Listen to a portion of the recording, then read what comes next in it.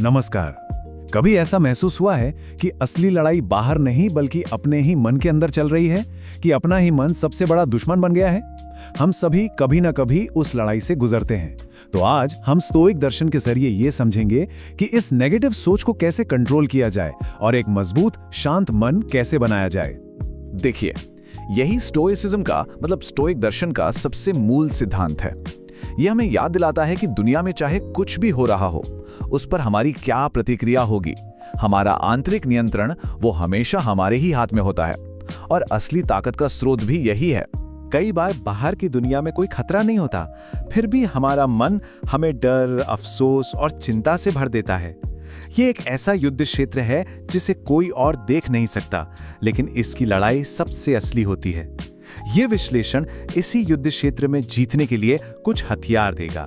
तो हम 4 खास हिस्सों पर बात करेंगे। पहले समझेंगे कि ये भीतरी युद्ध क्षेत्र है क्या, फिर मन पर महारत कैसे हासिल करें, उसके बाद अपनी प्रतिक्रियाओं पर कैसे कंट्रोल करें, और आखिर में स्टोइक दर्शन के सबसे शक्तिशाली हथियार के बारे में जानेंगे। तो चलिए शुरू करते हैं पहले हिस्से से, भीतरी युद्ध क्षेत्र। बाहर की घटनाएं चोट पहुंचा सकती हैं, पर उस दर्द को जिंदा रखने का काम हमारे विचार ही करते हैं। कोई एकदम शांत कमरे में बैठकर भी अंदर से तूफान महसूस कर सकता है। क्यों? क्योंकि असली लड़ाई की जगह हमारा मन है। स्टोइसिज्म सिर्फ कोई पुराना किताबी विचार नहीं है, बल्कि ये दिमागी मजबूती के लिए एक बहुत प्रैक्टिकल टूल किट है। सेनेका और एपिक्टेटस जैसे बड़े विचारकों ने इसे मुश्किल वक्त में जीने के लिए बनाया था, और सच कहूं तो ये आज भी उतना ही जरूरी है। अब आते हैं दूसरे हिस्से पर, मन पर महारत। इसका मतलब है अपने विचारों के साथ अपने रिश्ते को बदलना। ये समझना कि कोई इंसान अपने विचारों से अलग है, ये अपने आप में एक बहुत बड़ा और जरूरी बदलाव है। इसका मतलब ये है कि विचारों को सिर्फ देखना है, उन्हें अपनाना नहीं है।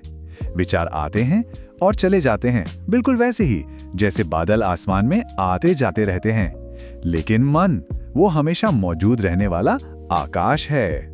सोचिए, एक नेगेटिव विचार सिर्फ एक सुझाव की तरह है, कोई आदेश नहीं। हमारे पास ये ताकत है कि हम चुनें कि उस सुझाव को मानना है या नहीं। हम सुनने वाले हैं, विचारों की कठपुतली नहीं। विचार तब तक सिर्फ शोर होते हैं जब तक हम उन्हें सच मानकर उनसे कोई नेगेटिव कहानी नहीं जोड़ लेते।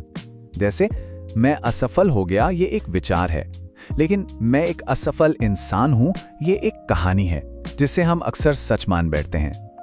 ये एक बहुत ही काम की एक्सरसाइज है। अगली बार जब कोई नेगेटिव विचार आए तो उसे लिखिए। पहले तथ्य क्या है और फिर मन ने उसके चारों तरफ क्या कहानी बुन दी है। आप देखेंगे ज्यादातर बार वो कहानी सिर्फ एक डर होती है, सच्चाई नहीं। हमारा तीसरा पड़ाव है प्रतिक्रिया पर महारत।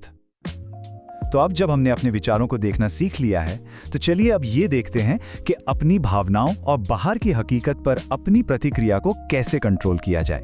ये एक बहुत ही पावरफुल स्टोइक कॉन्सेप्ट है।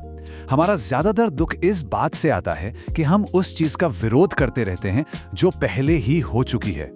अमोर फाटी का मतलब दर्द में खुश होना नहीं है, बल्कि ये स्वीकार करना है कि ठीक है, ये हुआ है, अब यहां से आगे क्या। जब गुस्सा या डर जैसी कोई तेज भावना आती है, तो उस पर तुरंत एक्शन लेना एक बहुत बड़ी गलती हो सकती है। भावनाएं, आप जानते हैं, लहरों की तरह होती हैं। पहली लहर सबसे तेज होती है, पर वो गुजर जाती है। थोड़ा रुकना और फिर सोचना ही समझदारी है। हमारा बाहरी माहौल हमारे अंदर की बातचीत पर बहुत गहरा असर डालता है। नेगेटिव लोग, ध्यान भटकाने वाला कंटेंट और एक बिखरा हुआ कमरा, ये सब हमारे मन में अशांति पैदा करते हैं। बाहर अनुशासन लाने से ही अंदर शांति आती है। कभी-कभी नेगेटिव सोच किसी गहरी समस्या का संकेत नहीं होती। यह बस इस बात का इशारा होता है कि कोई शारीरिक, मानसिक और भावनात्मक रूप से बहुत थक चुका है।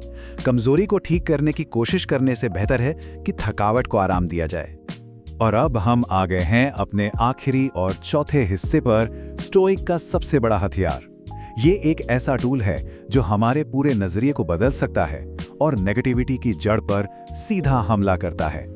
ये जो बात सेनेका ने कही है, ये हमें कृतज्ञता यानी ग्रैटिट्यूड की तरफ ले जाती है। ज्यादातर नेगेटिव सोच कमी की भावना से पैदा होती है, ये महसूस करना कि हमारे पास कुछ नहीं है, और कृतज्ञता इस भावना का सटीक तोड़ है। जब हम नेगेटिविटी में फंसे होते हैं, तो हम एक सुरंग में होते हैं जहां सिर्फ समस्याएं ही दिखती हैं। कृतज्ञता उस सुरंग की दीवारों को तोड़कर हमें ये देखने में मदद करती है कि हमारे पास पहले से क्या-क्या है। ये हमारे नजरिए को बैलेंस करती है। ये एक बहुत ही सरल लेकिन गहरा अभ्यास है। इसे रोज करने से मन उन चीजों को देखने के लिए ट्रेन होता है जो सही हैं, बजाय उनके जो गलत हैं। ये धीरे धीरे कृतज्ञता की एक मानसिक मांसपेशी बना देता है। तो संक्षेप में ये वो स्टोइक टूल्स हैं जिन पर हमने आज बात की। ये सिद्धांत बहुत सरल हैं, लेकिन अगर इनका लगातार अभ्यास किया जाए तो ये मन में एक बहुत गहरा और पॉजिटिव बदलाव ला सकते हैं। एक बात याद रहे, लक्ष्य ये नहीं है कि कभी कोई नेगेटिव विचार आए ही नहीं। लक्ष्य ये है कि जब वो विचार आए तो उन्हें कंट्रोल करने की क्षमता विकसित हो। स्टोइसिज्म में परफेक्शन की जरूरत नहीं है, सिर्फ रोज अभ्यास की जरूरत है। तो आज किस एक सिद्धांत का अभ्यास करना चुना जाएगा? तो दोस्तों, ये वीडियो आपको कैसा लगा कमेंट करके जरूर बताएं, और किस शहर से आप इस वीडियो को देख रहे हो वो भी कमेंट में जरूर बताएं। और हाँ, मैं इस चैनल में बिल्कुल नया हूँ तो अपने भाई को सपोर्ट जरूर। तो मिलते हैं नेक्स्ट वीडियो में, तब तक के लिए बाय बाय।